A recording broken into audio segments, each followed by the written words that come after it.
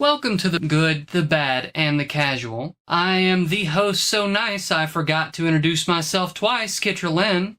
I normally would have some nice intros, but today I ain't got none. We've got a very calorically dense episode for you, and so we're gonna skip them and go straight to the best co-host in podcasting, the Bagman Thor. Hello. And Ember. Woo!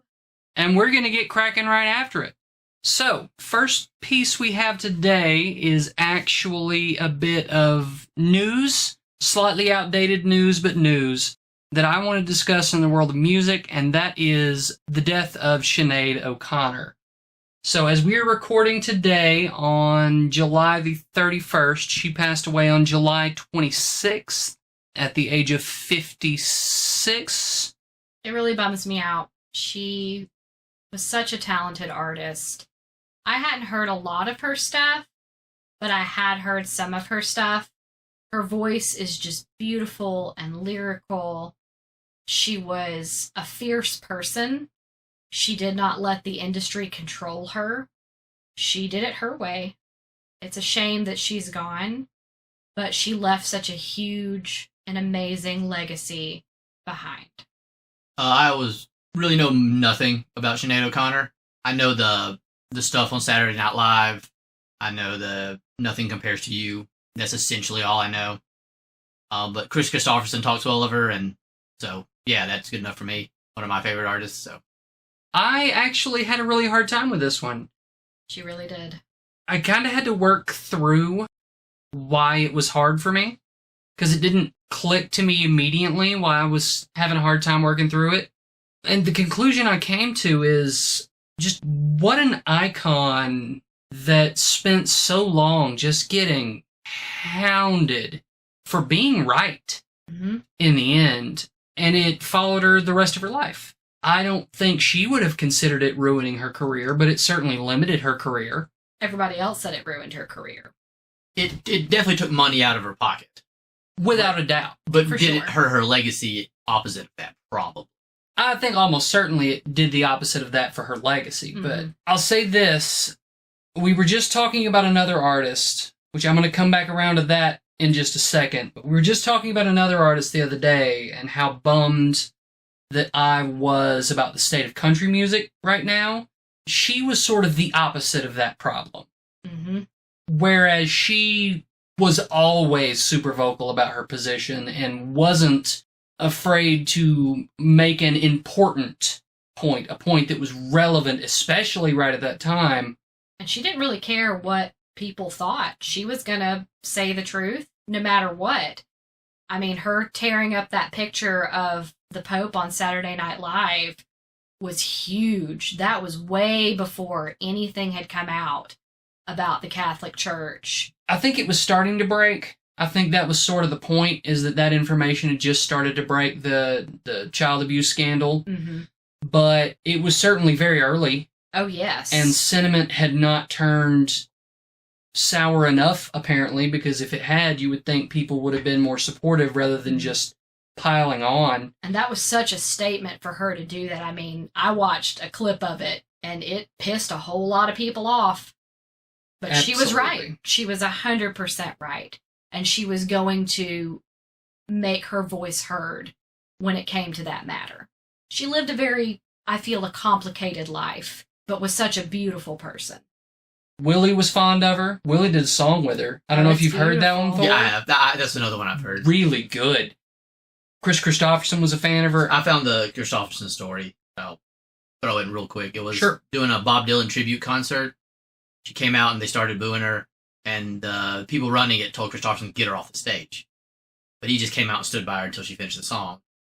And don't let those people without a father get you down. Yep. And I'm not down. That's the story. She was just super courageous, is what he has to say. That's pretty much the story. It's a beautiful picture. If you've never seen the picture of him standing there with his hand on her back and her standing on the stage, Yep. That is a powerful picture. So what a legacy to leave behind. She really inspires one to want to leave something like that behind when we go. Chris Christopherson, Willie Nelson, Waylon Jennings to a slightly lesser extent, but still Waylon Jennings. Johnny Cash. These were the people in country music that stood for things rather than just selling people songs about trucks and mama and prison and getting drunk. Trains. And trains. Can't forget trains. So their opinion of people is one that I consider highly. 2 out of the 4 of them, positive. The other 2 I don't know because they never said anything. So I take that as high praise. For sure. There's another really great story. I might look it up for next time about Chris Christopherson telling a story about what Waylon Jennings had said about another big name that thought they were country. Have you ever heard this one before? Probably, but not off the top of my head. I'll look it up for next time. Great story. All right, and not to front load everybody with super upbeat and happy stories, but we did see Oppenheimer. Yes, we did. Yep. I don't want to give spoilers. One, I thought Thor had an excellent point last time. There's no reason not to praise the work of the people who are on strike right now, which Oppenheimer qualifies as. This was made before the strike, released during the strike, but this is the work of those writers and actors. And praising it seems to be what people are doing. The Metacritic score is 9 out of critics. I believe, no, it was an 88 out of critics and a 9 out of users, which means they're relatively in agreement, which is rare. And Thor, you had mentioned... The Rotten Tomatoes scores are 94, 93. I don't remember which is which, but literal full agreement between people reviewing critics, it and critics, which, again, not something you get with every movie. Especially for a history biopic. Especially, yeah. It depends on who the history biopic on, but this was such a weird one to me. It was super impactful to me because this is an interesting story that I've heard told different ways a ton of times. I was shocked to see the interest in it, but I'm happy about it because it means that I might get more information and other stories told about this situation. I looked up just before we came on. As of today, the movie spent $100 million, which seems like less than I would have thought, given the star power in it. I mean, there's a lot of really big names in that movie. I'd say, honestly, the person playing Oppenheimer was maybe the least famous actor in it, and he's a famous actor at this point. Absolutely, he's a known. Yes. But then you had Robert Downey Jr., Yep.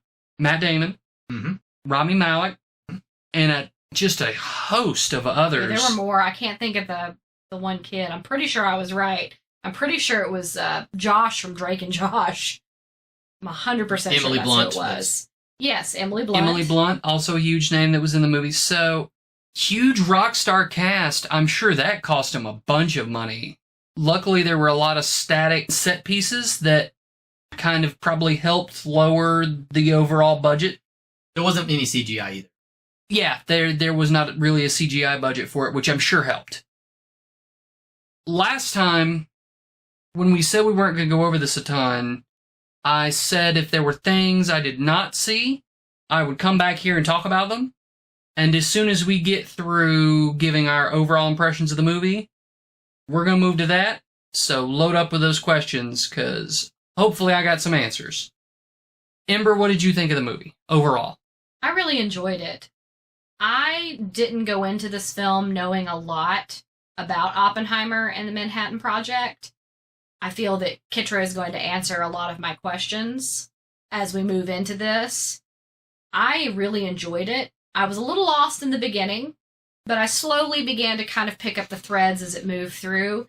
The music in it is beautiful. They really took the time to use the music as parts of the movie were happening. It was almost like, you know, how cartoons have music and sound effects and things like that, and without them, it just wouldn't quite fit. If this didn't have the score in it, it would be kind of boring. I really feel like that added to the film, and as someone who really, truly loves music, especially in cinema, it was great. The cast was great. I was very excited to pick out people that I didn't know were going to be in this film, be like, oh, hey, that's really cool. I thought overall it was a really good film. I'm sure it's not for everybody, but there were a lot of people in that theater, old and young, which really impressed me to see a lot of the younger people that were there. And I'm sure they might just be seeing it because, you know, there was a big thing about it and Barbie and everything like that. But overall, it was a really great film, and I wouldn't mind watching it again.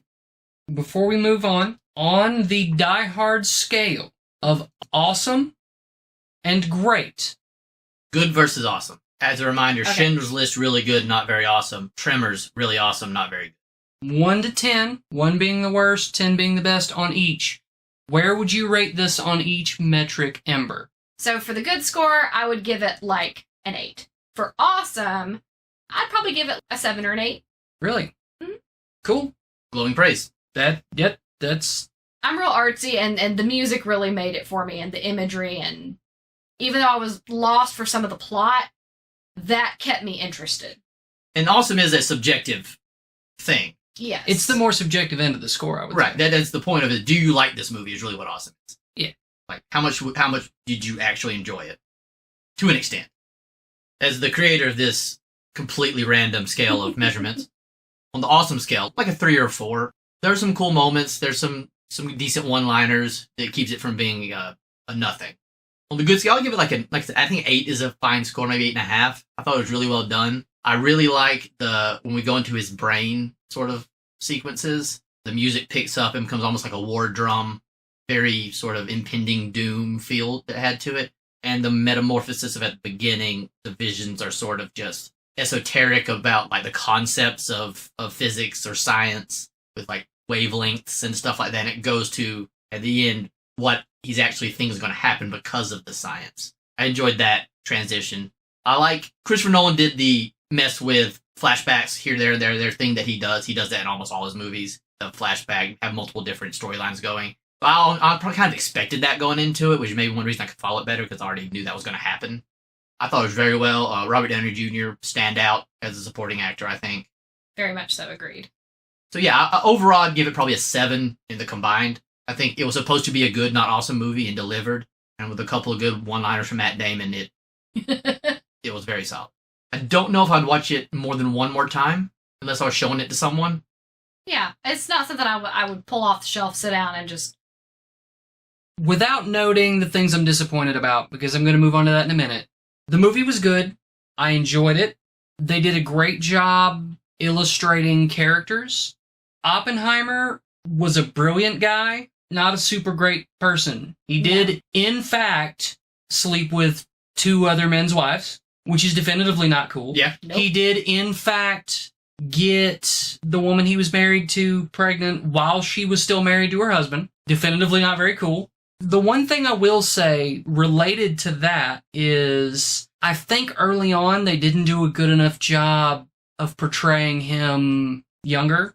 They sort of portrayed him as deep, aloof, and haunted from end to end of the movie, and that's not the reality of J. Robert Oppenheimer.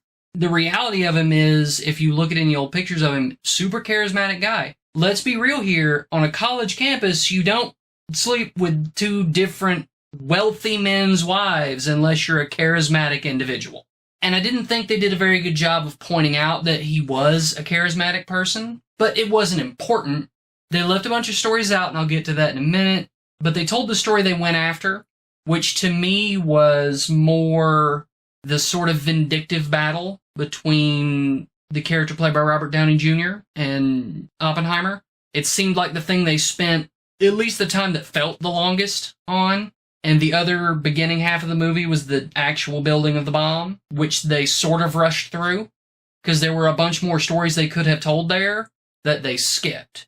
So it was sort of the opposite of what I expected, which was a lot about building the bomb and a little bit about what happened after. But overall, all that aside, it was a good movie.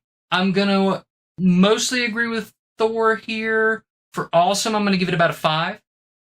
Any film with practical effects is going to be higher on the awesome scale for me. I like it when you actually blow stuff up. Yeah. More than I like it when you CGI blowing stuff up. So knowing there were practical effects helped me. For good, 8.5. I will probably watch it one more time, because now that I've seen it once, it's the kind of movie that benefits from knowing where the plot's going so you can follow it better without giving any spoilers. But I'll probably watch it one more time when it doesn't cost me anything. I won't go to the theater to watch it again, almost certainly. Here's the thing I think is important for all of us going forward as we review movies in the future. Was it important to see this film in the theater? I would say yes. At least seeing it the first time. I feel like a lot of the cinematic and the sounds and the music lose some of its luster when you watch it on a TV set at home, even with a good sound system. That, for me, is something I enjoy about movies. That's why I go see action movies in the theater, because that initial first seeing of it is usually so much better because everything's loud and it feels like the seats kind of shake. And I just really, in my opinion, I feel like, yes, you should see it in the theater first. Okay, secondary score, 1 to 10. 1 being skip it and watch it on a streaming service. 10 being if you're not going to see it in theaters, don't bother. Scale of 1 to 10, how important is this film to see in theaters, in your opinion? 7. Okay. For the record, I would consider, like, what's a good example of a movie it doesn't matter if you see it at home or in theaters? Most comedies. Yeah, anything silly. Yeah. Whereas... Step Brothers. Step Brothers. Whereas if you're going to bother seeing a Transformers movie, you should see it in the theater. Yes. Like, there's no point in watching that at home. You shouldn't see it at all. If you're gonna see it... You made my point for me. Hating on Transformers. But if you're gonna see it, you should see it in the theater. This is really hating on Michael Bay, not Transformers, That's to be fair. perfectly honest. But you get what I'm... Absolutely. But Michael Bay is the kind of movie. Michael Bay movies, if you're going to watch them, go see them in theaters. For the record, Expendables, which was a film that was in the previews, very much if you're going to see it, don't bother unless you're going to see it in theaters. And that's a 9 or a 10 on that scale. You need to go see it on a big screen with lots I would also of add noise. a lot of horror movies are infinitely better on big screen. Because if we had seen it at home, it wouldn't have been nearly as terrifying or good. And I think a general rule, for me at least, is that the more gravitas or suspense it wants to build, the more important it is to see on the big screen. Because of, one, you paid to get in, so you're going to pay attention to it. Yes. It has all your attention. You're not going to be juggling, cooking some food in the kitchen and pausing to go over here and doing all, you're going to sit distracted, there and watch this thing. He's absolutely right. And to go into my score, I would say 6 to watch it in theaters, because you can get most of what they wanted you to get out of it at home, I think, as far as storylines, plot points, all that kind of stuff. But they won't lose that much in translation. But because of the music in particular and the heaviness of the topic, I feel like being in theaters is a better experience than at home by a little bit. Yeah, I feel like if I had tried to watch that at home, I would have been very distracted and even maybe a little bored. I am going to agree with Thor on this and go with a 6. I think that's about the right place. Not quite dead even, but a little more leaning towards theater. It definitely helped keep the attention that you paid to be here. Editor's note, if you're not interested in a very long diatribe about the U.S. nuclear program, I would recommend skipping to 56 minutes, 10 seconds. So, the one thing that I wanted to do was, as promised, discuss a few, not all, but a few of the really fascinating stories from the U.S. nuclear program, specifically the Manhattan Project. I wanted to go through those while I had both of you here to kind of counterpoint and ask questions as I was going. One thing I thought was relevant, and I don't recall them mentioning this in the actual movie, was one of the things that had previously been at Los Alamos. As a matter of fact, where they built the Los Alamos lab was the Elite Ranch School. It was a small school out in the middle of nowhere. When the U.S. government bought the property, they had to rush their graduations to get everybody out so that they could start building. And if you recall, or if you see the movie, there's several scenes where they're in what looks like a school gym. It's because it is a school gym. It is that school gym. The lodge that you see them in repeatedly. Oh, yeah, with the fireplace and the basketball goal. That is the lodge they are in. Okay, I wondered that because they never really... they showed the building, but they never explained what it was. Because it was the one that had the double doors, correct? That's correct. It was white, yeah. The log cabin. It was the building that actually looked like a building, as opposed to something they knocked together overnight. Yeah, that was the... I assumed it was an old gym, because that's how all gyms built in the 40s looked like.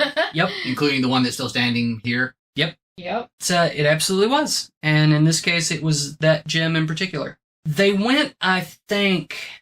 almost exactly the right amount into the science in the movie, because I think had they gone much further, your average person would have been completely lost. I mean, I was already slightly lost with some of the basic stuff. And I wanted more science.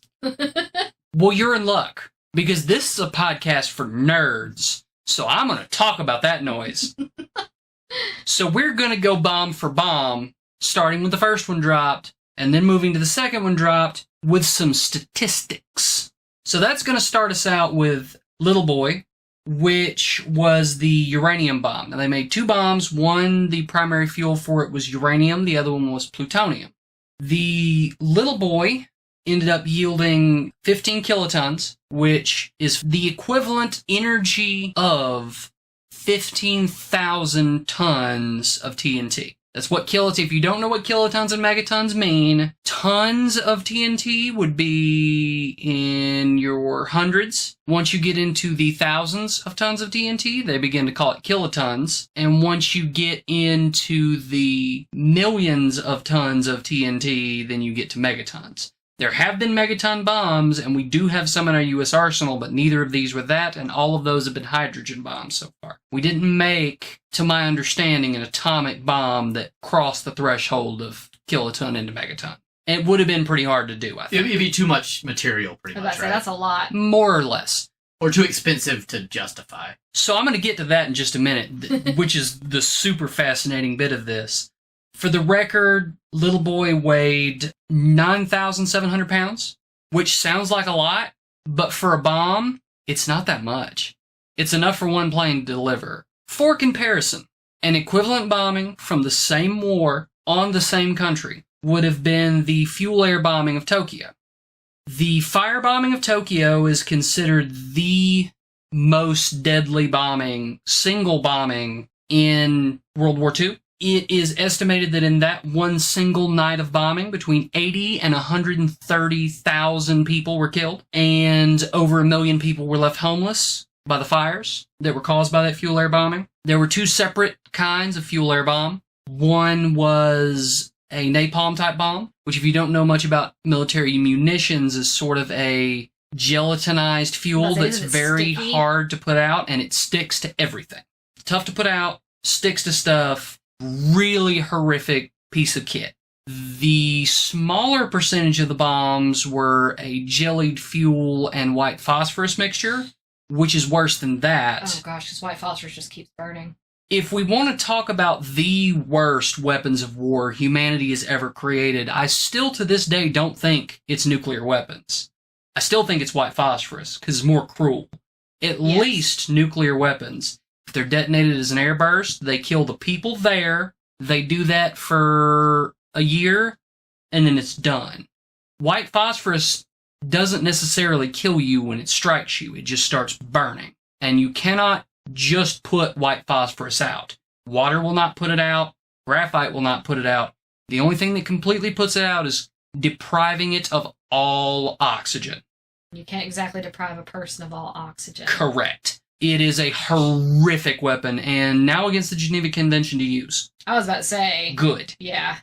But to deliver those bombs, we launched 334 B-29s, which was the biggest plane we had in our arsenal at the time, 279 of which were armed, and we dropped 1,665-ish tons of munitions on Tokyo.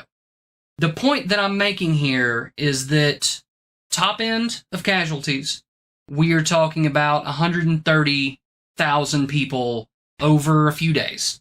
That took 279 aircrafts and 1,665 tons of munitions to accomplish. And you're talking about this was the fire. The firebomb of Tokyo. Okay. In Hiroshima, we dropped one bomb.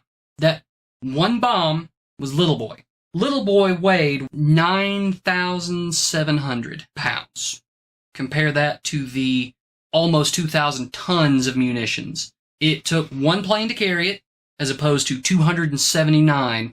And over a 4-month period, the high-end estimate of deaths in Hiroshima was 166,000 people. Now, the only reason that's not a deadlier bombing than the first one is it wasn't over a short enough period, and you can't guarantee all of those casualties were from the bomb.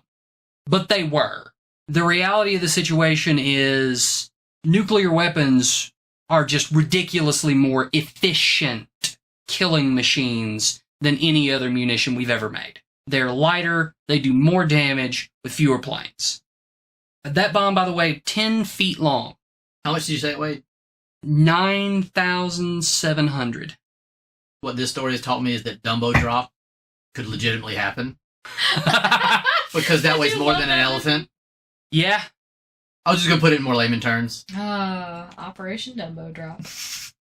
The interesting points about this is Little Boy was a gun-type bomb, and what they said that in the movie, what that means essentially is that you take uranium and you create sort of a catcher's mitt of uranium metal. You create what is essentially a gun barrel, and at the other end you create a bullet of uranium metal. And the idea is that you shoot the bullet into the catcher's mitt with enough force that it causes criticality in the metal, which is to say that the atoms are shoved together tightly enough that the neutrons begin hitting other neutrons and knocking them out as well. Start giving them energy. Which is what creates the energy, is the neutrons being knocked off these very large molecules.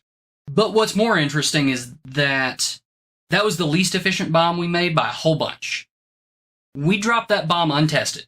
I know they showed a test in the film, and we did test Fat Man, which was the plutonium bomb. We did not test Little Boy, practically. We couldn't. You didn't have enough materials, correct? Isn't that what you told me before? The uranium present in the Little Boy bomb, of the type of uranium that was necessary, which, to go off on a short tangent, uranium exists with U-238 and U-235. U-238, useless, does nothing.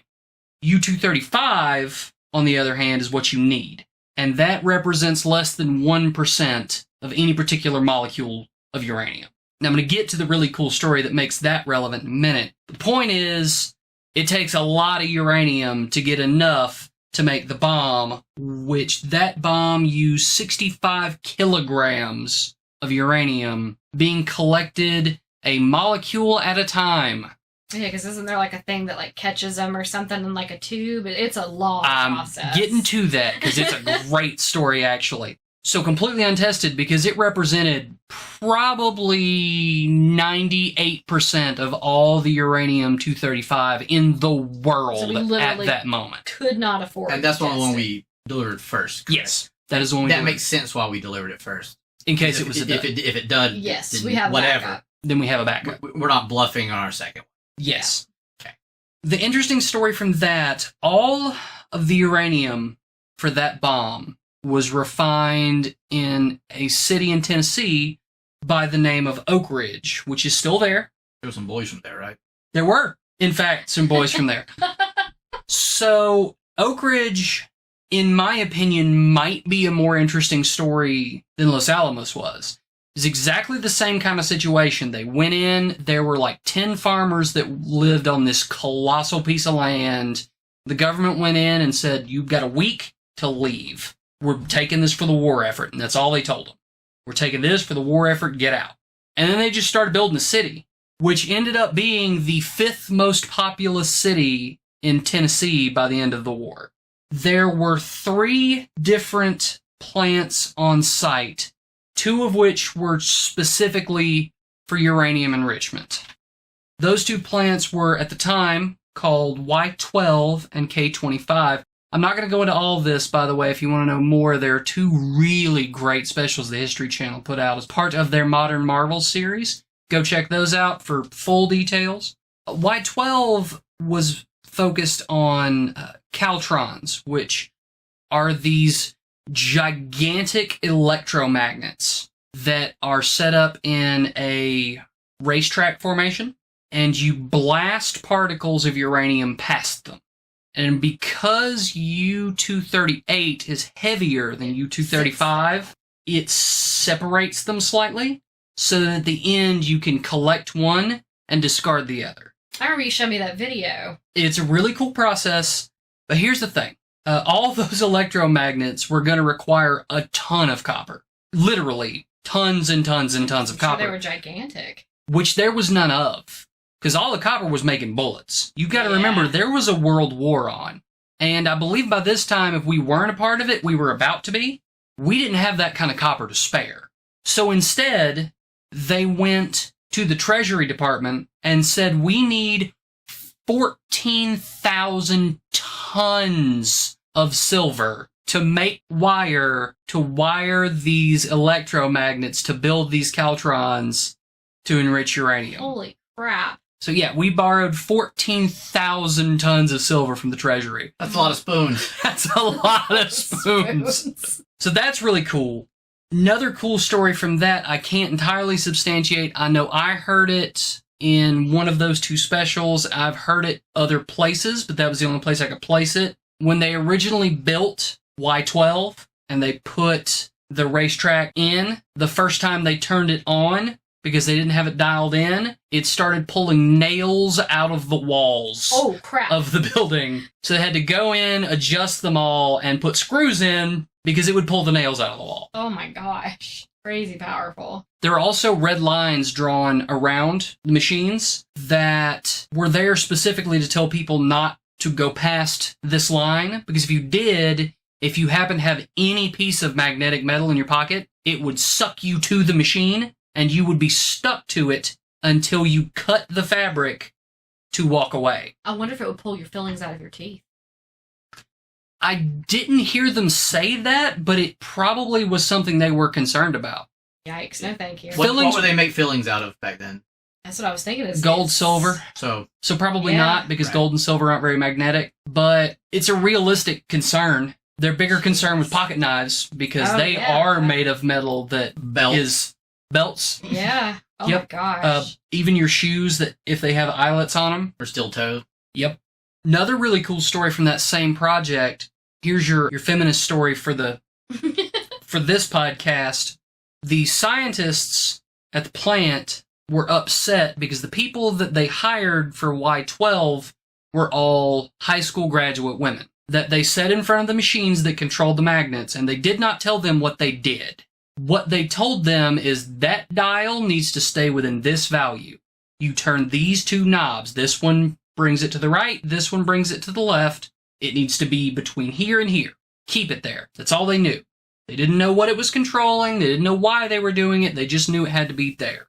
The scientists assume that you're not going to be nearly as good at this. We know what we're doing. So they set up a test. Because by war's end, I believe they had 3 of these Y12 style racetracks in operation. For a week, the women ran one and the scientists ran one. By the end, the women completely shellacked them. No comp, just completely wrecked them. Which makes sense to me, because presumably the scientists are going to be a little more delicate with all this sensitive equipment, and they don't want to break it. And they don't. But the women had no idea. They didn't know it was sensitive equipment. They just knew keep that dial there. Yeah, it's turn this and this. It makes total sense to me why it would be that way. And I think another reason would be if you don't know what you're doing, you're going to be more locked into it because you don't know. Exactly. Scientists know everything. That's a little to the right, but whatever. It's still within tolerance. They're like, hey, they told me don't move past this. Have I got a story for you about that later? The other thing they had, this arguably was more fascinating. The other building there that was for enriching uranium that ended up producing the majority of the uranium that went into the actual bomb was K25. K25 was a U-shaped plant that covered 44 acres by itself. At the time it was built, it was the largest man-made building with a roof anywhere in the world. That's crazy. This particular one was based on a concept called gaseous diffusion. Gaseous diffusion is you basically run the uranium in an aerosol format through these pipes that have a permeable barrier that the U-235 will go through, but the U-238 will not. It's too big. Which seems simple. It's pretty slow, and it's not very efficient. You have to filter it a bunch of times to do this, which is why the plant was so large. But the more interesting thing is, the gas was so corrosive that when they started building this $500 million, 44-acre, mile-long, if you stretched it all the way out, building, we did not have a material to make the barrier out of that they were building the building to use to enrich uranium with. We came up with it a year after they started construction. This is why I find this so interesting.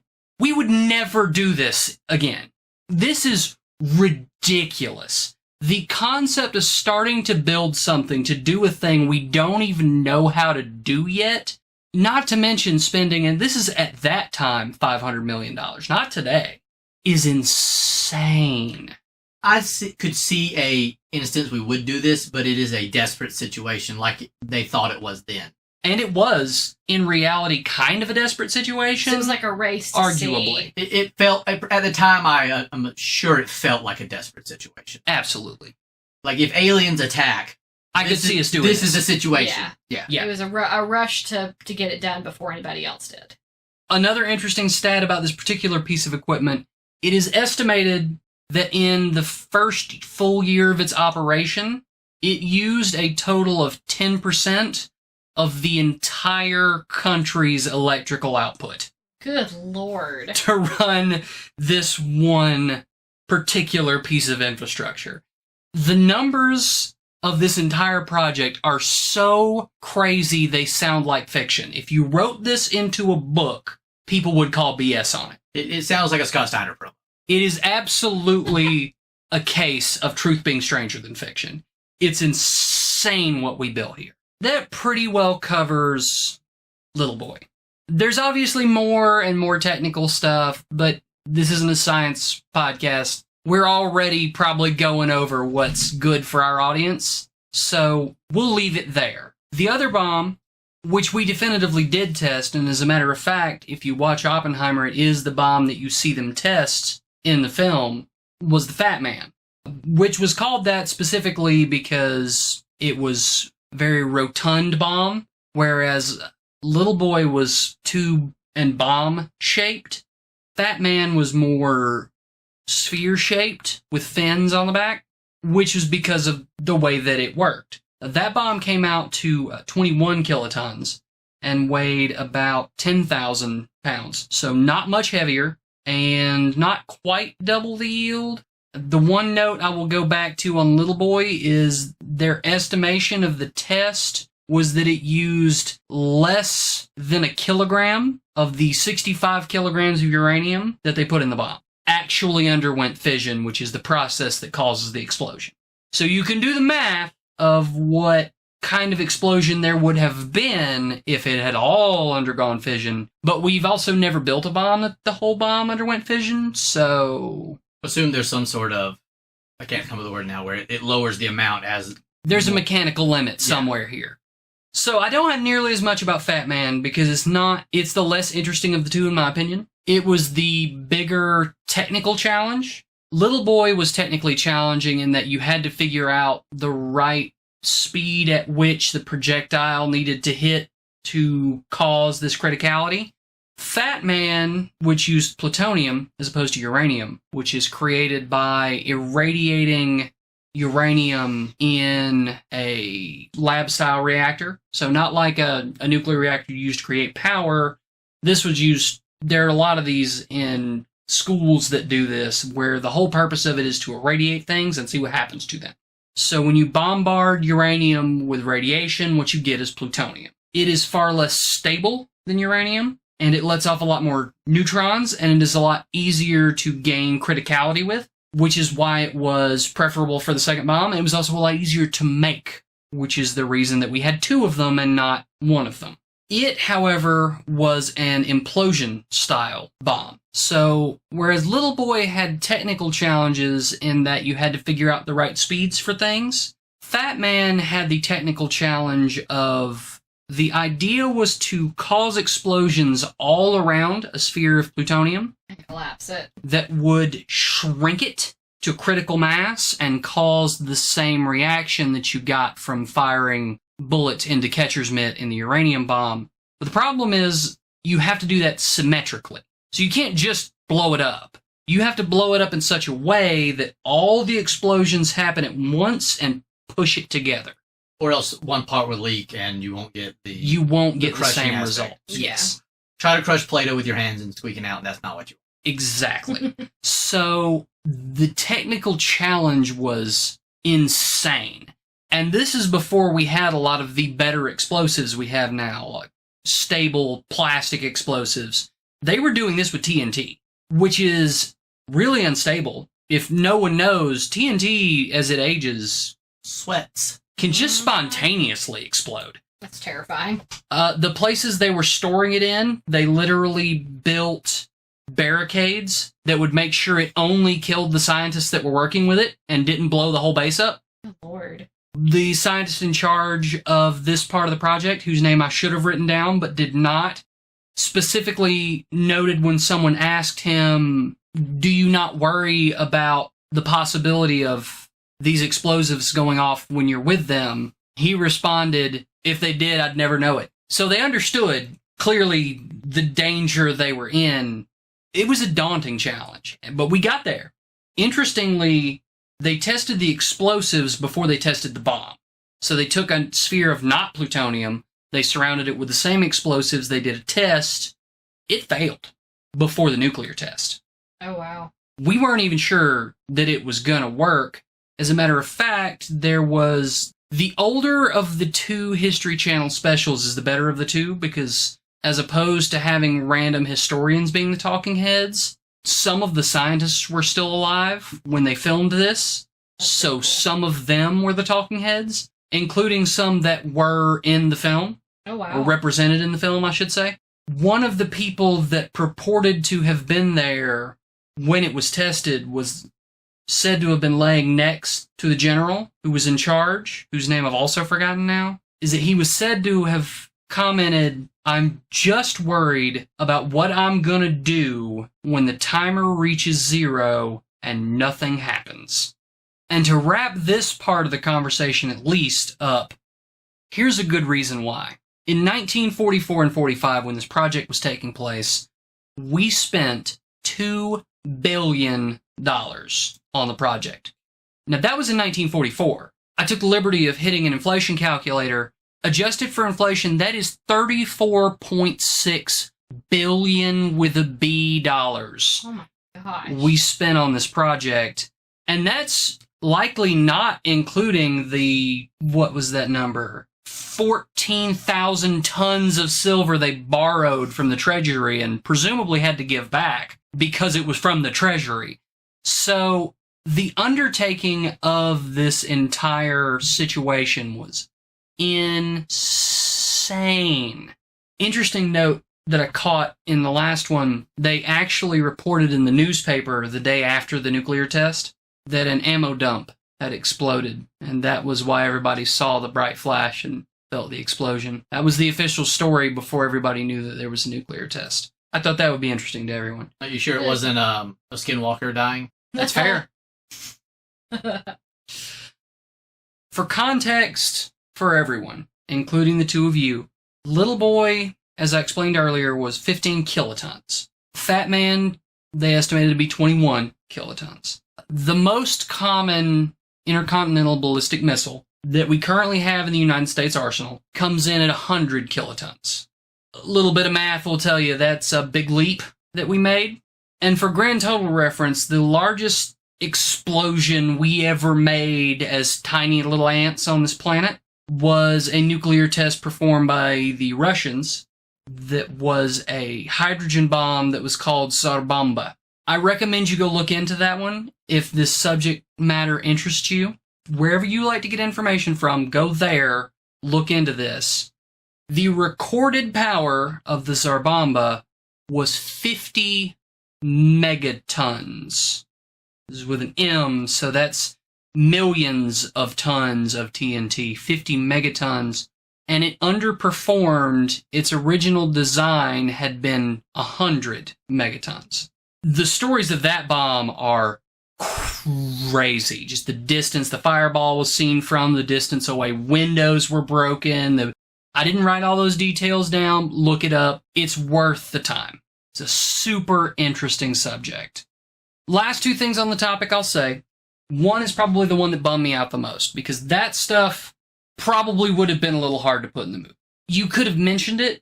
A throwaway line is about all I could see it fitting in. A throwaway, and there were a few of those throwaway lines that were really important.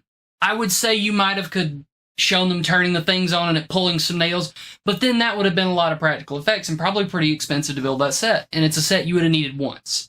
So it didn't really make sense. I get that. This one I'm kind of mad about. I'm not only mad about it because they didn't mention it, I'm also mad about it because both of the scientists whose names I'm about to mention here weren't in the movie, but they were there at Los Alamos, and both of these men died as a result of this, so that frustrated me. There is a really phenomenal and not terribly long video about this by a content creator on YouTube by the name of Kyle Hill. If this summary of it is interesting to you, I recommend you go check it out. Really cool video. It's not hard to find because a ton of people have watched it and you may have already seen it. But after the bombs were dropped and Japan surrendered, we had another plutonium sphere, like the one that was used in Fat Man, that they were preparing to put in another bomb in case we needed it. We weren't convinced the Japanese were going to surrender after two, because they didn't surrender after the firebombing of Tokyo, and we were sure they would surrender then. They didn't surrender when Hitler did, which we were sure they would. The reason why they didn't surrender is because of the way their culture was, that they truly believed that their leader was a god or demigod, and that could not fail. Yes. Yeah, absolutely. They had 100% cultural belief in that. So that's the reason why, one, they didn't when most countries would have. Or part of it. There's probably a lot more into that. But that's a major factor. Yeah, but I'm sure that was a big part of it. Which is absolutely a fair note. But we weren't sure, despite the massive devastation of those two bombs. So we were ready. We didn't end up building that bomb. So instead, it turned into a science project at Los Alamos, which continued to operate long after we built the bombs at it. As a matter of fact, Los Alamos is still a laboratory that currently does research. So a group of scientists decided that what they wanted to do was learn if there were other ways to cause criticality in plutonium. We already knew that you could cause criticality in nuclear material by surrounding it with an insulator. We'd used graphite previously. That was very good insulator. That's how nuclear reactors work, essentially. It's a very layman's description, but essentially that's how nuclear reactors work, is putting in things that bounce the neutrons back at the radioactive material, causing it to knock more neutrons off, which creates energy, which in a reactor you use to boil water, and then steam turns turbines. But in this case, what they were trying to figure out is if there was a way to, in the future, potentially build a bomb without explosives. Just a way to make it go critical without it. Or what it would do if you caused it to go critical not with an explosion. So they took this hunk, which became known as the Demon Core. So if you're looking this up, that's what you're looking for, is the Demon Core. It was about the size of a softball, and it was a fairly heavy hunk of plutonium. The first scientist that began experimenting with this was a man by the name of Harry K. Daglin Jr. When he began experimenting with it, he was told by another scientist by the name of Richard Feynman, who is in the movie, being portrayed by an actor. Actually, he is portrayed by Jack Quaid in the movie. Was told that what he was doing was essentially tickling the tail of a sleeping dragon. His words, not mine. Though I do like them. Yeah. Yeah, it's a good line. Never want to chase the dragon. Never chase the dragon. So you are crunchy and good with ketchup. He was stacking bricks of one of these materials around the core to bring it close to criticality. They'd come fairly close to getting it critical in a lab setting with a lot of people around, called that test a success, and everybody left.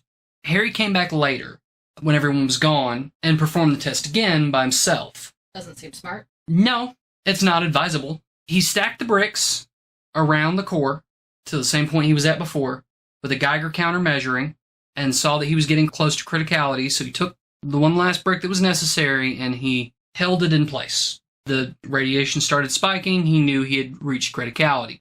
His hand slipped. He dropped the brick, and it landed on the core. Oh, gosh. He immediately knew what happened. Within seconds, he reached out with his hand, knocked the brick off, which ended the reaction.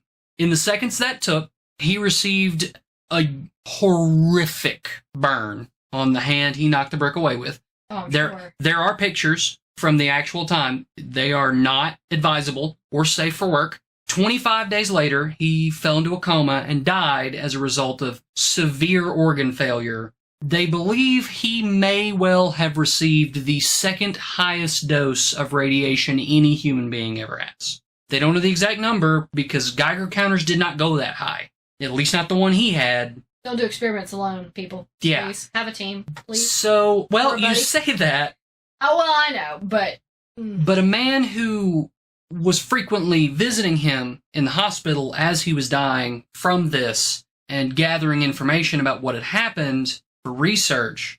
For the record, Harry donated his body to science so that they could test the effects of acute radiation syndrome and radiation poisoning on someone who had suffered it, which was a huge help and overall was probably a good thing for his science. sacrifice was meaningful. But the man I was discussing before was a man by the name of Louis Slotin, who also was not depicted in the film, but was in fact the man who succeeded Richard Feynman in his position at Los Alamos. I believe the nickname they gave him was the Nuclear Cowboy, because he was frequently known for walking around and doing experiments in blue jean shorts and cowboy boots. Seems safe. I suspect I have an idea what part of the country this man might have been from. I don't have it written down here, but I've got a feeling, and I've got a good idea. Mm-hmm.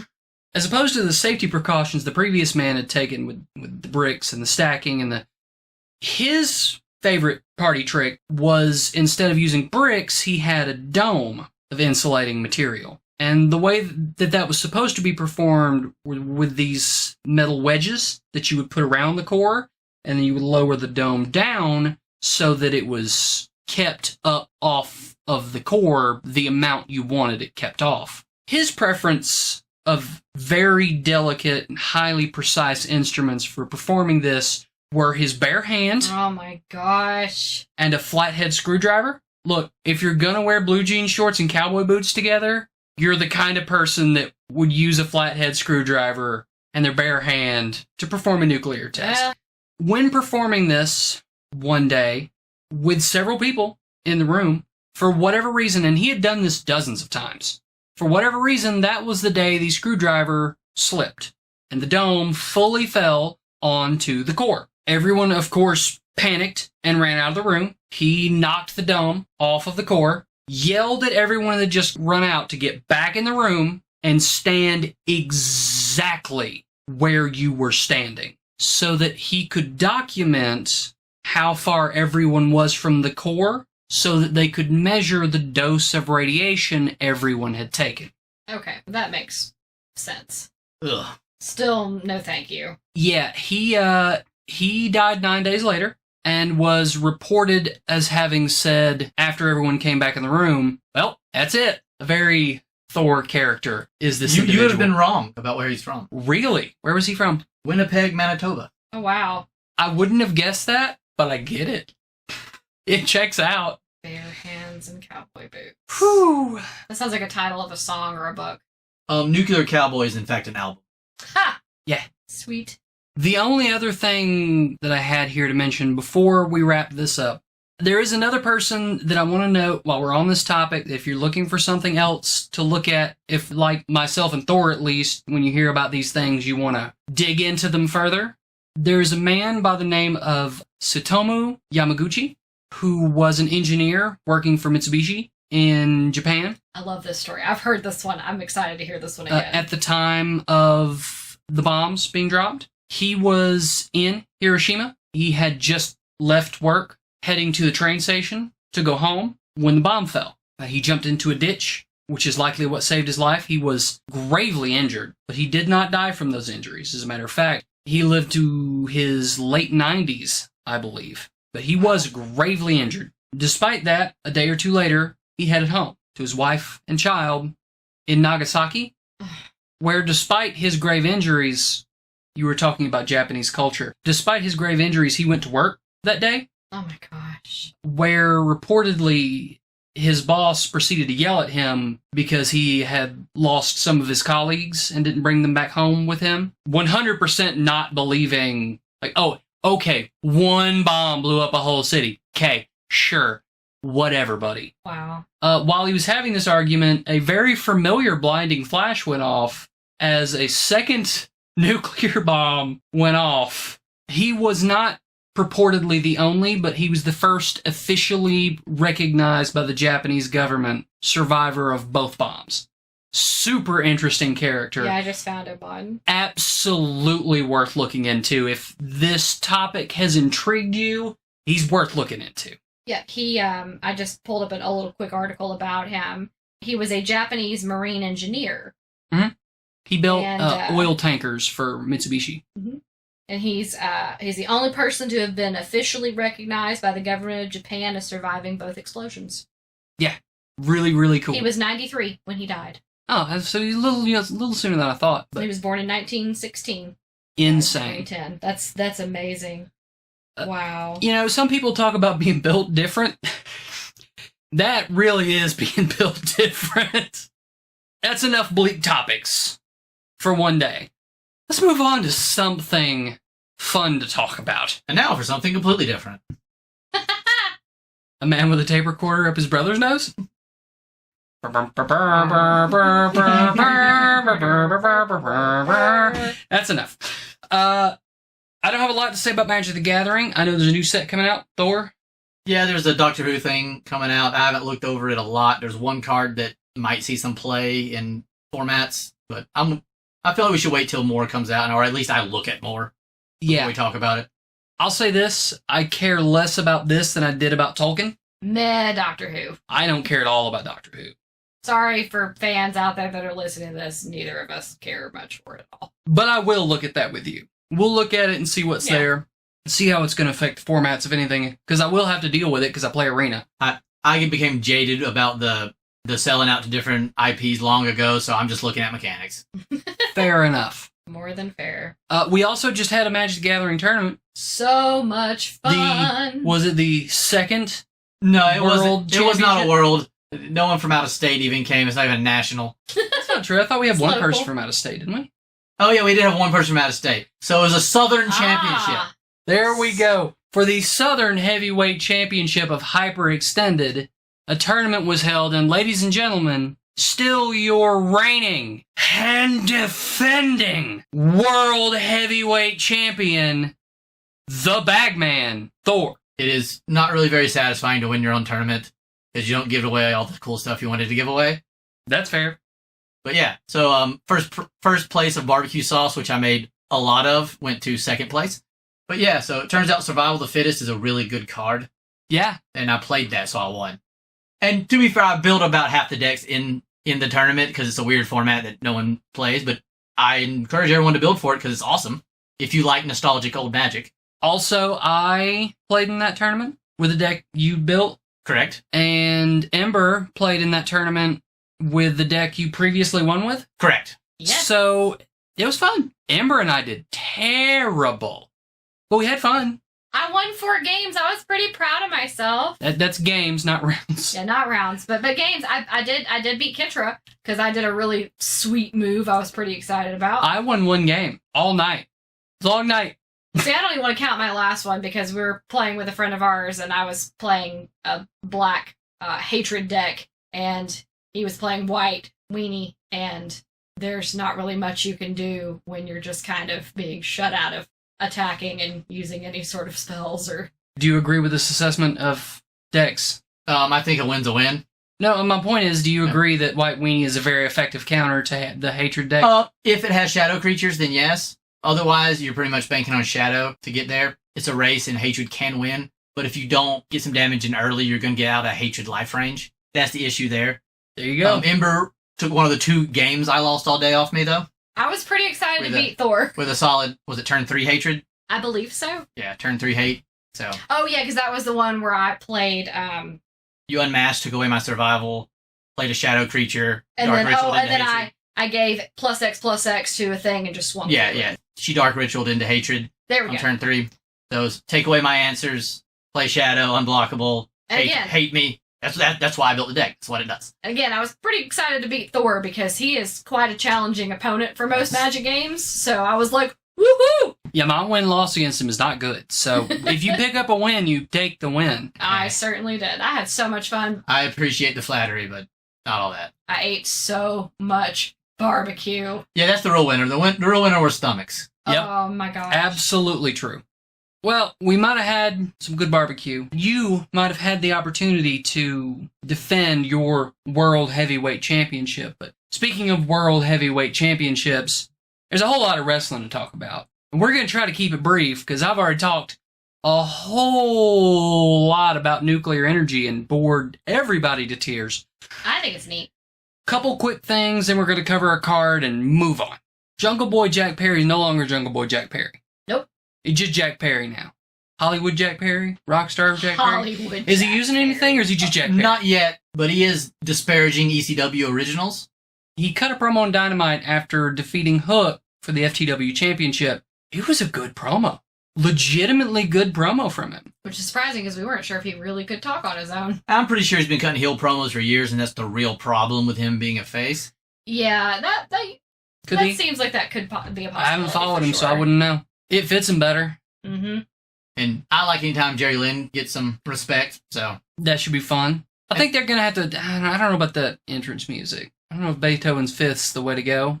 For a while, I think it's going to work because it's a complete shift.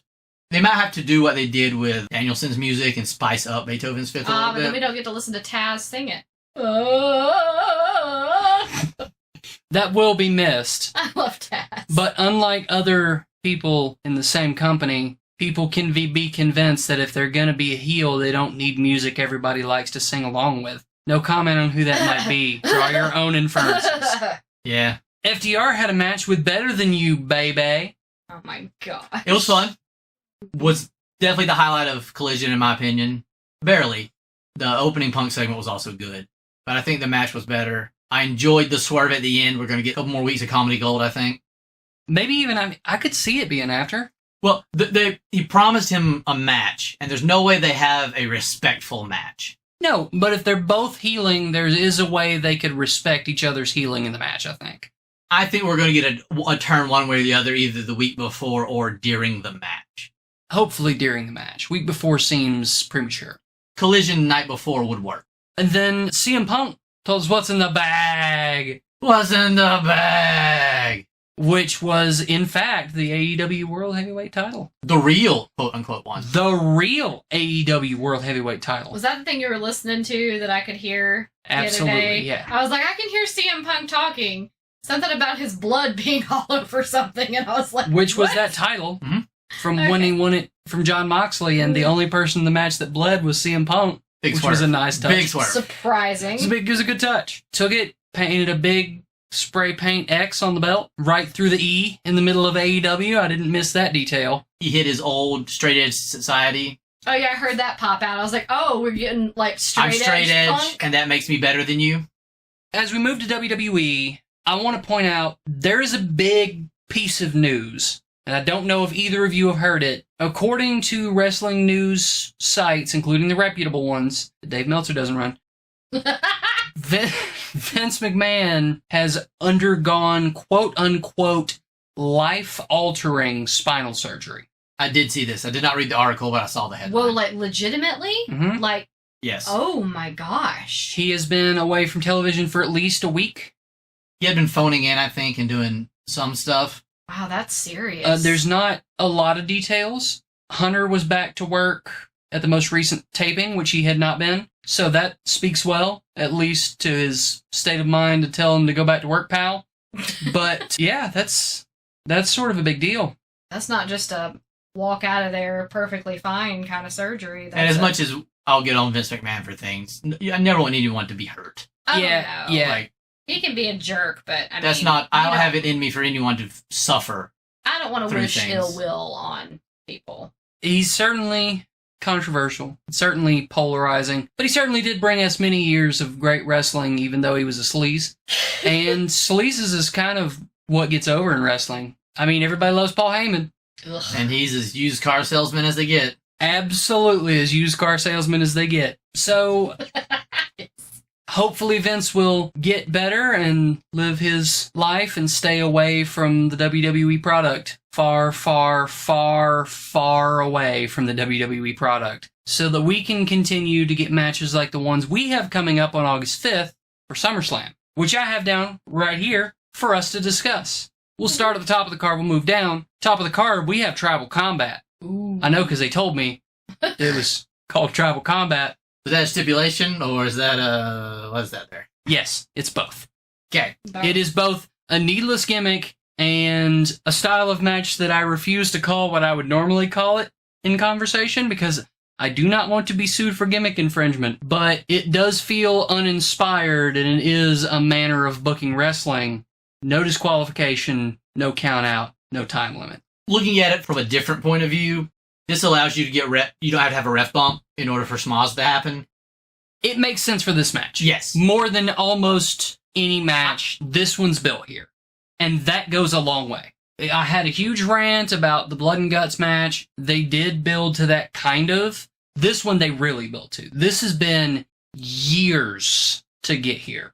So I get it. It's fine. I ain't mad about it. I'm sure it'll be fine. I'm sure I'm still going to complain about it because they're going to pull some stuff that doesn't make sense from under the ring, but it'll be fine. So Roman and Jay, who you got? It's a tough one. It is. Because it's SummerSlam. And I'll say again, like I did the last time, I'm impressed with the number of times they've made me not know who's going to win. I think it's still Roman. I think if Jay wins, it'll be a second attempt. I feel like Roman has to have something out of the bag to win this first one with. But the other way would not surprise me. Ember? Like Thor said, that is a hard one to give a definitive answer for. I don't know. I'm thinking maybe Jay. It'd be interesting for that turn of events that there's been such a strong build-up. Okay. As I said before, I'm super stoked that they've been doing this where they've been giving me matches that I don't know who's going to win. And I want them to keep doing it. I love that. Roman's been killing it. He's very close to beating the next record. And if I'm remembering my timeline right, very conveniently, just before or just after WrestleMania, he'll have beaten another record. I think Cody WrestleMania is the only time they're taking it off of him. I absolutely think Roman's going over. That's fair. It's going to be close. He's not going to win clean, but I think that's where we're moving towards. Is he beats Jay? He probably beats Jay pretty bad so that we don't have him on TV for a little bit, maybe an injury angle. And then after another match we're going to talk about on the card later, you have Cody come back in. Makes sense. You have a triple threat match for the women's title. Asuka versus Bianca Belair versus Charlotte Flair. Ooh. Current champion is Asuka. If you aren't familiar, Ember, I don't know if you knew that or not. I think I remember you either seeing or you telling me something. But yes, I knew she was the current. And she just won at the last pay-per-view, right, Thor? Yeah, just last pay-per-view. I think she retains. I think it's too early to take it off. And a triple threat, especially with Bianca and Charlotte having the bigger issue between each other, them costing each other the title here makes sense to me. I think it's too early to hot shot it back onto Bianca. Charlotte honestly doesn't need it. That's where I said on it. I think I'm going to agree with Thor on that. It seems like it would be way too early to take it off of Asuka. Yeah, I don't want to agree just to agree, but you're right. I'd be surprised. I'll go as far as to say I'd be shocked if they did take it off of her this early. I think it would hurt her if they did. I agree. Yes. Bianca's just had a super long reign. Mm-hmm. So she don't need it right now. Charlotte needs nothing else. No. Charlotte could quit right now, have a Hall of Fame career, and call it a day. She don't need nothing. As a matter of fact, I'll be surprised if she doesn't go work with her husband for a little bit. And if she doesn't, it'll only be because WWE threw a ridiculous amount of money just to keep her off of AEW. And they might. They did it with Kevin Owens and Dolph Ziggler and Sami Zayn. Mm-hmm. Yes, they did. So we have Seth and Finn Balor. That's the match I'm most excited about watching. It'll be maybe a not. match. Maybe not. One of the top two. The next one's also really good. I'm looking forward to the next. I think... This is also a title defense for Seth Rollins' World Heavyweight title. And I think Finn has a potential for winning this one. I don't think he will. Think he will. I agree. But it wouldn't surprise me this feud has gone a while, and this is if Finn's gonna win it, it's here. Mm-hmm. I'm going to disagree with both your assertion this time. I think he's going to win. I think Finn's going to take it. It would not surprise me. Because they've leaned so heavily into what they're doing with the Judgment Day. Yes. Yet they haven't leaned super hard into the things they're doing with Seth. Seth doesn't need it. Seth can pop up anywhere and do anything. He doesn't need a title to be one of the biggest stars on the show. This way, you start working towards your Judgment Day breakup and probably end up with a match on WrestleMania with Finn and Damian Priest for the title. I can see that, yeah. And that, I think, would be a good grudge match. Mm-hmm. You could put a stipulation on it. I don't know if you need the title of that. You might get it. I think you need the title for it. I think it would mean a lot to it because neither of those guys have had... One of them's never had a title reign on the main card, and one of them had a very short title reign on the main card. Very true. So it kind of means something to both of them. I think that's the way to go. Next match is the Ring General. Walter Gunther Walter. Andrew McIntyre. Ooh. My prediction for this match is they're going to punch each other real hard, and I'm going to like it. Yep. Yeah. Also, Gunther's going to retain. Mm-hmm. Yeah, I can see them putting it on Drew if they want to move him up. I don't think it's the right time to do that.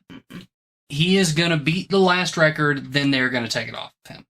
He is absolutely going to beat Honky Tonk's record and be the longest reigning Intercontinental Champion of all time, right off into the sunset, or more specifically, right off into the main event, with that under his belt, having done all of this great work to make that title important, and whoever they put it on, it's going to make them, because he's been so big with it. And to me, that person is Ilya Dragunov. I mean, that would be a fantastic match. That is my call. Bring him in. The pay-per-view after Gunther breaks the record is when you have Ilya Dragunov come up and challenge him for the title, do a big build-up to it. They had one of the best matches anybody had the year that they had that match. Run it back for the Intercontinental title. Gunther had a historic reign. It's going to mean something. It'll help get Ilya over because nobody has pushed Gunther like that up until now. I think that's the way to go. That's how I'd book it. If Gunther loses, watch for Seth to retain.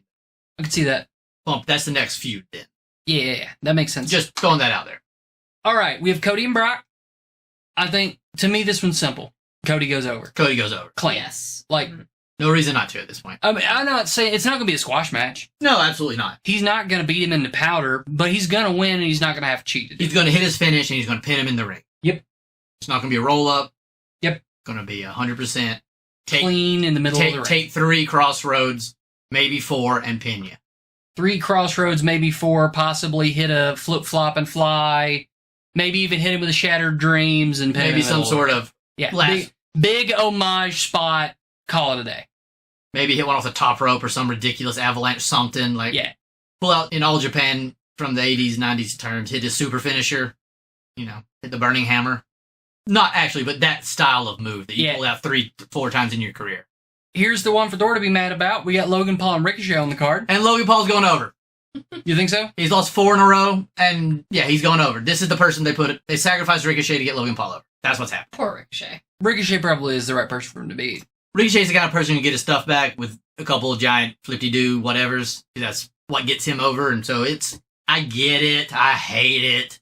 That's where it is. It's not going to hurt Ricochet at all. It's going to be a really fun match, and Logan Paul's probably going over. It'll be fun. What's his finish? Logan's finish? Yeah. He does Hangnail Page's finish. No, he does the flip-de-doo lariat. Yeah, that empty-headed guy over in AEW, he does his finish. Is it like the Prime Lariat or something? I don't know what he calls it, but it looks better. Prime. He does it better. And that's not just me hating on a wrestler I can't stand. He legitimately does the finish better than by like a lot. It looks good. We have Ronda Rousey and Shayna Baszler. Grudge match, not for a title. I mean, Shayna goes over and Ronda goes home. I think that's what happens here. Yeah, Ronda's going back to UFC, I believe, is it the Scuttlebutt? Oh, wow. Yeah, I think she's done with them. She's been done with them since she came back, but I think she's actually done with them. Well, didn't What's-Her-Face retire that beat Ronda? I don't know. I think there's a spot open to get some money in UFC right now, and that's They need a big deal woman in the division. I believe I read that somewhere, and that's what's happening. I won't swear to it. Yeah, Ronda loses and leaves, and good. I like Shayna more. And probably first, but lastly for us, we have a battle royal. And the only two people that have been named for this battle royal are Sheamus and I can't remember who the other entrant they named was. But I'm thinking it might have been L.A. Knight. Yeah!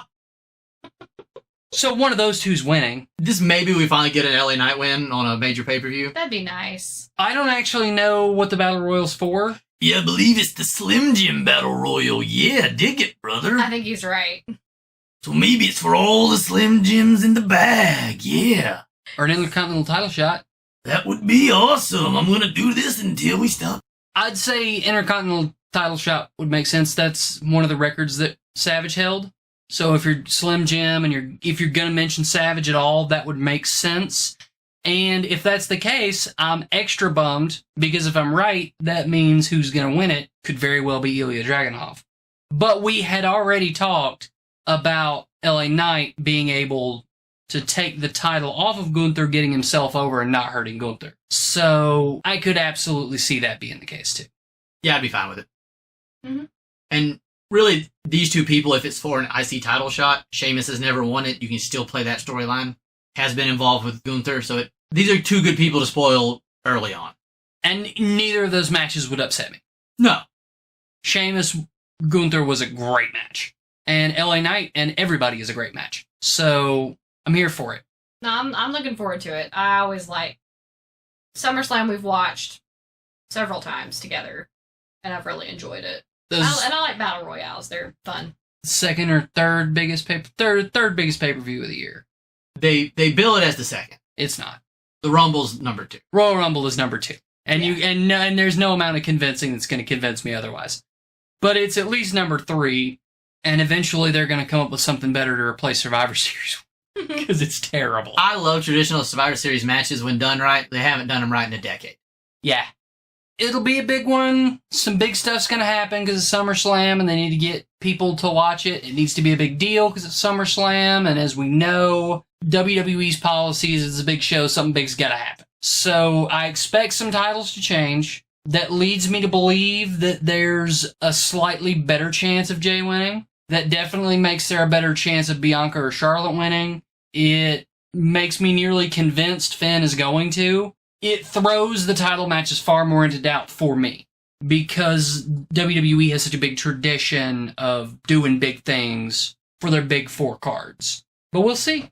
Should be fun. August 5th. We got long to wait. Yep. It's this weekend. It is. It is the upcoming weekend. So I guess we'll be talking about that next week. Time. Woohoo! So, are we going to try to get a top 5 in here? Can. Does anyone else got one? I have. I don't really have this time. I don't have one either, but if Thor's got one, we'll just get Thor's and we'll go from there. Yeah, that works for me.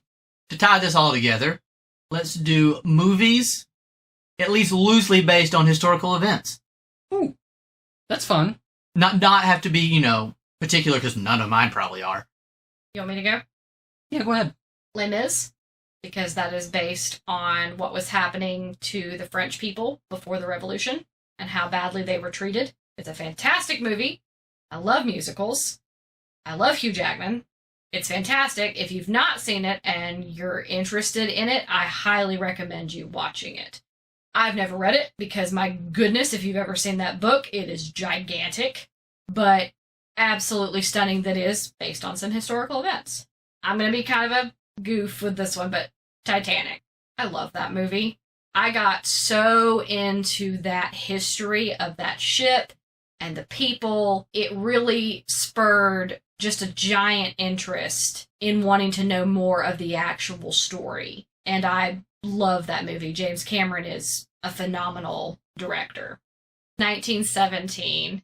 That was a really good film. Funny enough, I actually enjoy war movies, even though that does not seem like something I would enjoy, but I love history, and the 2 world wars are something that interests me and still interests me today. It was a really, really good movie. That one was extra fascinating because of the way that it was not shot, but presented, because it was presented as one whole situation. They didn't cut away. It started at the beginning of what was happening, it ended at the end of what was happening, and it was presented as they never cut away from what was happening. It was meant to be one day in this guy's life, and it was really an interesting presentation. This one might be a little goofy, but it is based on a historical person in his life, which is Amadeus. I know, everybody's gonna laugh. No, I love Mozart. He's one of my favorite composers. His whole life is incredibly interesting. Oh my gosh, stop. Amadeus, Amadeus. Amadeus, Amadeus. I have to let them do it because if they don't, they will explode if it doesn't just get to come out. All mine are less serious than all of yours so far. So. Spartacus. I do enjoy that movie. I haven't seen it in a very long time, and I feel like I need to watch it again because it's been so long. No, I enjoy Spartacus. I enjoy Spartacus. No, I enjoy Spartacus. Oh my goodness. See, I can't. This is why me going first, and they have to be silly. All done? All right, Kitra, you're up. Oh, I'm up. Oh, well, Thor, you made a mistake. Did I? You did. This is the third time that one of you has put a list in front of me that allowed me to put number one with a bullet as Mulan. I see no issue with this. I don't either. And every time you give me a chance, I'm gonna do it. Because it is one of my favorite movies of all time. So yeah, that's easy. Number one is Mulan. Do biopics count? Are they even loosely associated with history? The history of the person they're about? Yeah, they count. I'm about to say that should count. Okay. In that case, I am going to put two of those on the list, rapid fire style. One being Bohemian Rhapsody. Oh, I should have included that one. Anyway. Really, really, really good. Very good. I'm also going to include the one they did about Johnny Cash, which I think was Walk the Line. Walk the Line. Yes. Which was also a fantastic movie. I'm going to go with you and put 1917 on my list. Because that movie was really, really good, and I love the way they shot it, and I love the way they presented it, and I've never seen a movie presented that way before. Last one, I'm gonna cheat and use your lack of rules against you. Dun dun dun. And put Godzilla on my list. That's fine. Oh no. There goes Tokyo. Godzilla's going on my list. Since it is realistically just a reinterpretation of the Japanese fear of nuclear weapons. I didn't know that. And the threat of nuclear destruction. The first 1953 Godzilla is a fear of what could happen based on nuclear fallout. Oh, that's really cool. The first movie is very serious. Did not know that. That's why nukes and radiation are always really tied into Godzilla makes sense lore. Of why he's powered up by that and everything. Okay, very interesting. I did not know that. So it doesn't count, but I'm going to put it in there. Oh, it absolutely counts. Oh, well, your list. So. My rules are made for Goofy. Excellent. I'm good at those rules. If I'd known that, I would have picked less serious choices, but those are some of my favorite that are based on historical events, loosely or otherwise. All right, Thor. What you got? Tombstone, number one. You know, I was going to say Tombstone, but I was like, I don't know if that counts. I feel bad now. It's going to be on your list. History of the World, Part 1. It is loosely based on... Yep. Very loosely based. Probably Braveheart would make the list. Oh, that's very good. Gangs of New York. All right. Yeah, okay. One of my favorite villains that I didn't mention in the villains is the Butcher. And a lot of that did happen. It obviously didn't happen the way it... Of course. Said. Yeah. And for my last one off sort of minimal research off the top of my head, I'm going to go with Zodiac. That's a great choice. That movie was really, really good. Have you seen that? I've not. We may have to watch that. Works for me.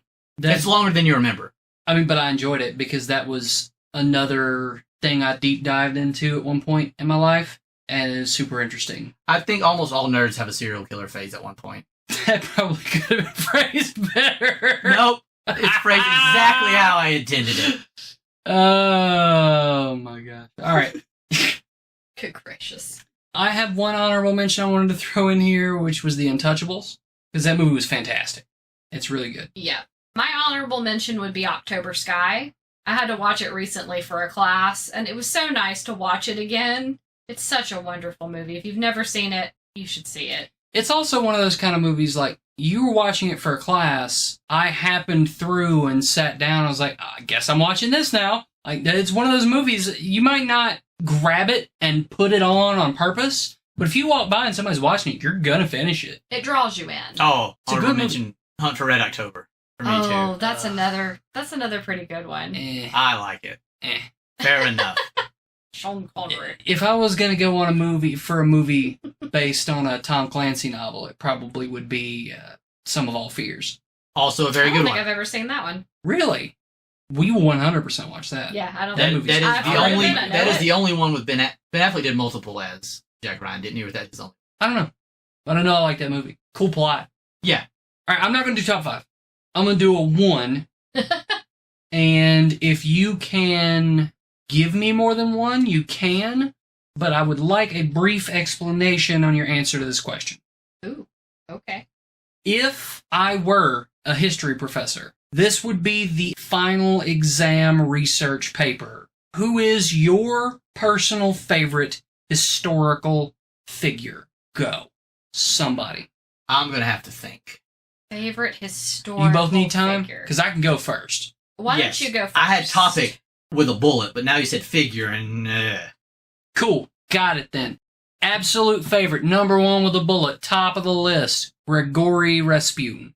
fantastic choice. Yes, very good. What a crazy individual with a crazy story. He's the reason that I know arguably more about Russian history than I do about U.S. history. Because I started with him and then I got so fascinated I couldn't stop. Because it's fascinating history. Rasputin is really, really cool individual with a little bit of con man in him, but also some of the stories really move into the almost mystical realm. If you don't know the story of his death that was told later, and this is all perfectly explainable, and I won't go into it this time, but the family of the Tsar, for whom he was a minister, wanted him dead because he was influencing the Tsar too heavily through his wife. So they gave him food with cyanide in it, which he ate and was fine. So when they came back and he was fine, they shot him and then left to go get away to dispose of him. When they came back, he was still alive, so they shot him in the head and they rolled him up in a rug and they threw him in the river. When his body came out of the river, he was examined by a medical examiner who claimed he had fluid in his lungs and claimed the cause of death was drowning. That medical examiner is, at least in lore, have said to have witnessed when he was put on a pyre to have his body burned, he was writhing around on the pyre while being burned, implying that he was still alive when they burned him. All of that's perfectly explainable. I've read the history, I know the explanation for all of it, but you're going to have to come back for that another time. But easily number 1 with a bullet, Grigory Rasputin. Who's next? Okay, so for me, I wouldn't call this like my number 1, but one of my favorite people in history was Maya Angelou. You want to talk about somebody who has an amazing story and was an amazing writer and speaker? Oh my goodness. There was a poem that I read by her, and I wish to goodness I could remember what it was called, but I read it and was just like spellbound while I was sitting there reading it. I've listened to her.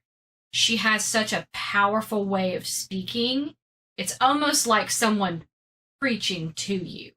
But it definitely has some of that pastoral energy to it. Oh, for sure. And it grabs you by the soul, is how I've always felt reading Maya Angelou. So she would definitely be one of my top ones. I can't really think of any others right now, but she's the one that kind of popped up into my head. Okay. All right, so in 3 different history classes, I'm going to name 3. Okay. So for world history, Plato/Aristotle. Good choice.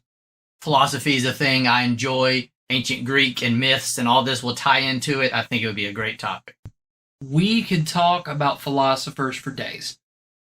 I could do another podcast on that. And I don't mean an episode. I mean another podcast. So yes, great choice. For European history, Joan of Arc. Oh, that's a very good one. Great choice. Mixing sort of with the quasi-mystical, people talked about stuff like that. Very interesting story. I enjoy it a lot. And for American history, we're going to go off my movies, and it's Doc Holliday. Oh, very good. Because he's one of my favorite ridiculous gambler, tuberculosis, crazy people didn't care about nothing. Mm-hmm. There's a great book series called The Immortal Doc Holliday, which is, well, great. Great's a hard term. It's a very enjoyable, awesome book series called The Immortal Doc Holliday. So yeah, those would be my 3 off the top. There's more. Genghis Khan would be awesome. Yeah. Charlemagne would be. I could go. This one was hard for me to pick one. I'll say this, just as an aside from me. You mentioned tuberculosis. I don't know if you know this. There was a man who was living and working as a haberdasher in, I believe it was Chicago or Boston, I can't remember exactly, as people were beginning to move west. And he found out that he had contracted tuberculosis. His doctor told him the best thing he could do was move west to sort of dry it out. The same thing a lot of people, the same thing Doc Holliday did, the same reason he went west, was it's a drier climate, it's better for your tuberculosis, it make you live longer. So he did that. And when he got out there, he was rather upset by the lack of quality of the hats. That man's last name was Stetson, and that is a true story. Wow. That is how the Stetson hat was invented. He moved west and hated the hats. He said, I can do better. And he invented the cowboy hat. You want to bring this all back around to the beginning? Absolutely. So haberdashers. Uh-huh. There was a failed haberdasher in, I want to say, Kansas or Missouri, who eventually failed a haberdashery, became president of the United States, dropped the nuclear bombs. Name was Herbert Hoover. Wow. I didn't know that. Essentially the last common-born president we had. That's really farmer. Interesting. I don't remember. In Kansas City, I went to the Herbert Hoover Museum. Herbert Hoover. Yeah, there it is. She said it. And that was one of the interesting things that after that, people sort of started having to have family money and stuff to help promote. TV became popular, all that. Really interesting. So, yeah. There you go. Know that. Neat fact. I love learning new things. All right, folks, it's getting late. We want to wrap this up, and the cicadas are getting so loud I can't drown them out much longer. So, real quick, I want to plug to everybody. Make sure you subscribe to our YouTube channel. That is TGBCpod on YouTube. Make sure you're following us on Twitter. Exact same handle, TGBCpod, for information about when these shows are coming out.